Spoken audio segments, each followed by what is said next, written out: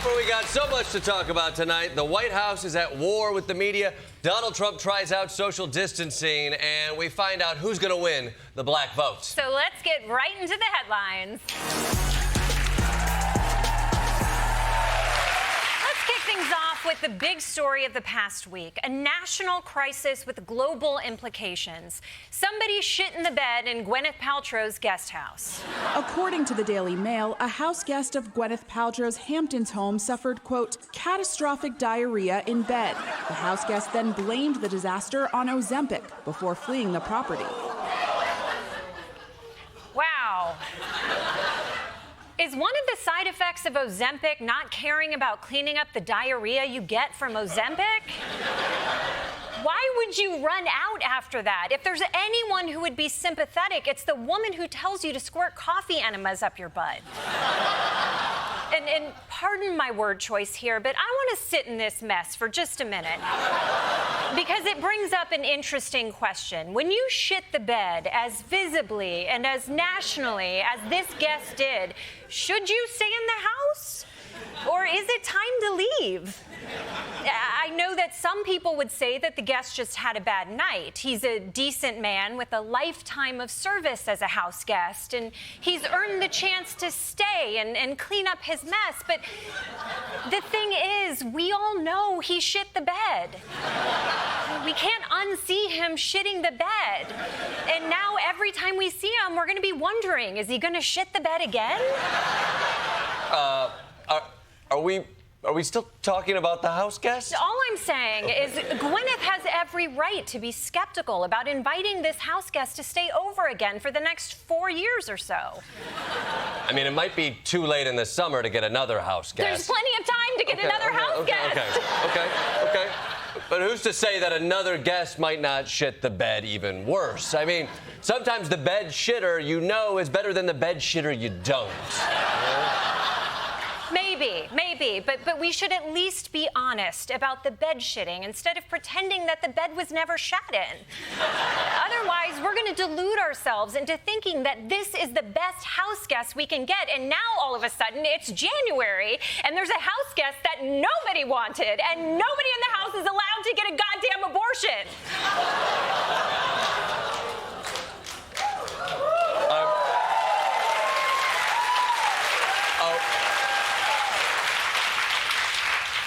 I'm almost certain we're not talking about the house guest. We're not. Okay, gotcha. So, Joe Biden shit the bed, and now his campaign is trying to desperately change the conversation back to Joe Biden's opponent. New reporting today on a plan from President Joe Biden. It's a plan to tie Donald Trump to Project 2025 and focus on what a second Trump presidency could look like. Democrats have been shouting from the rooftops that this Project 2025 is a blueprint for Trump to gut democracy if he wins. The DNC purchased 5 new billboards in Miami, tying Trump to Project 2025 today. The current president, Joe Biden, just tweeted, Google Project 2025. He wants us to Google it? Kind of phoning in the attack there, aren't you, Joe?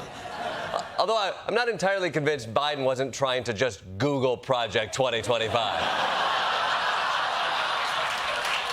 I mean, his next tweet's gonna be, Alexa, how do you win a debate?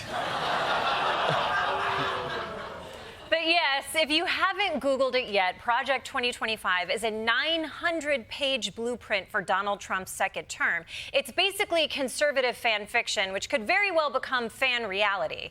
And it's full of terrifying proposals that range from burning more fossil fuels to outlawing pornography, which is bad news for people who like to masturbate and horrible news for people who like to masturbate to our flourishing coral reefs. Maybe it's just me. I don't know. The people behind Project 2025 were some of Donald Trump's top aides, but apparently it's getting a little too controversial for Trump now because he's running away from it like it's a disabled veteran who wants a selfie. Donald Trump chose today to try to distance himself from Project 2025. On Truth Social today, Trump wrote, I know nothing about Project 2025. I have no idea who's behind it. I disagree with some of the things they're saying, and some of the things they're saying are absolutely ridiculous and abysmal. Anything they do, I wish them luck, but I have nothing to do with them.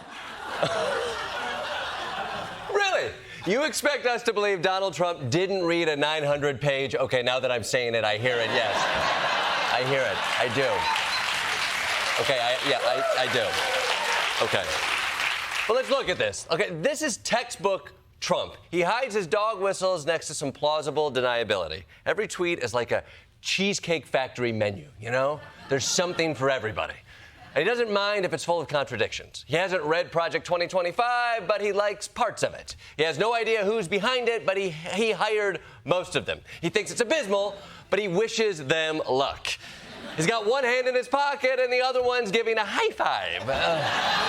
By the way, if Trump's saying, I don't know who these people are, but I wish them luck, sounds both odd and oddly familiar, it might be because of this. President Trump was asked late today about Jeffrey Epstein's alleged co-conspirator, Ghislaine Maxwell. I don't know. I haven't really been following it too much. I just wish her well, frankly. Here's a tweet idea for Joe Biden. Google Ghislaine Maxwell.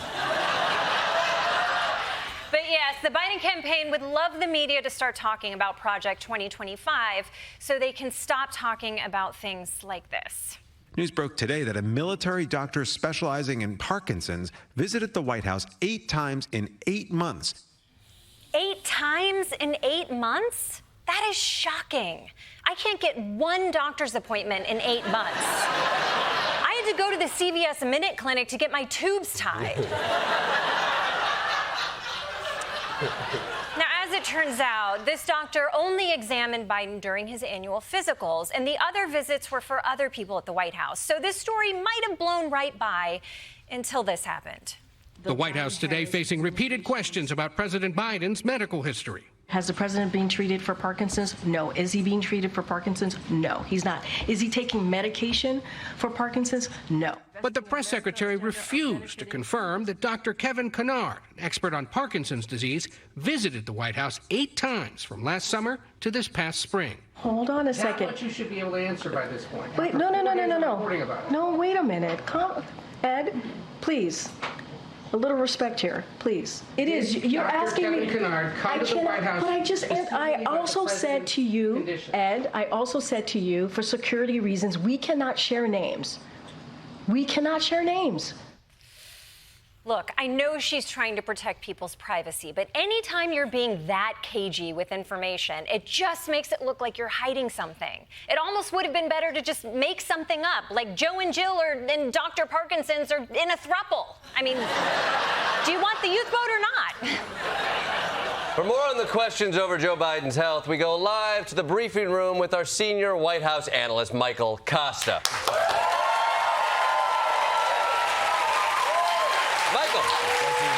Michael, why is the White House being so cagey about the president's health?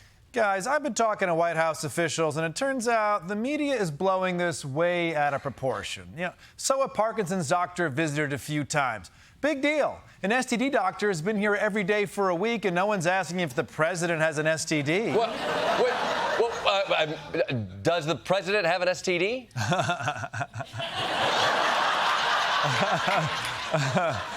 That'd be pretty cool, huh? No. Does he have an STD or not? Answer the question. Guys, calm down. He definitely does not have hepatitis A, if that's what you're asking. No. Okay. Does he have hepatitis B or C? D, E, F, G. Sounds like a preschool in here. I mean, this is what the White House is talking about. The media needs to calm down. No, the White House can't drop concerning information and then be angry when the media tries to report on it. There's nothing to report on. Biden's fine, but even if he isn't, which he is, the White House has a great medical staff with tons of spare organs. Oh my God, does Biden need organs? No one said anything about getting organs from pigs. Why would he even need that? Biden's in great shape. He's got the heart of an ox. Wait, okay. Are you talking figuratively or literally? I know, right? No. Come on, Michael, answer it. Infuriating. Hey. A little respect, please. A little respect. Okay. It's all right. Sorry. Okay. Thank you. Now, Continue. let's be calm and let this family grieve. What? Who's grieving? I can't share names about which family's grieving, which sitting president of the United States, which they're not, but they could be one day, which might be today. Oh my God. Michael, answer this one question clearly without raising any further questions. Okay, where is the president right now? The president is at the NATO summit. Great. Okay. And he's in all of our hearts. Wait, what? No, we hate you, okay? Kosta! Jeez, Michael Kosta, everyone.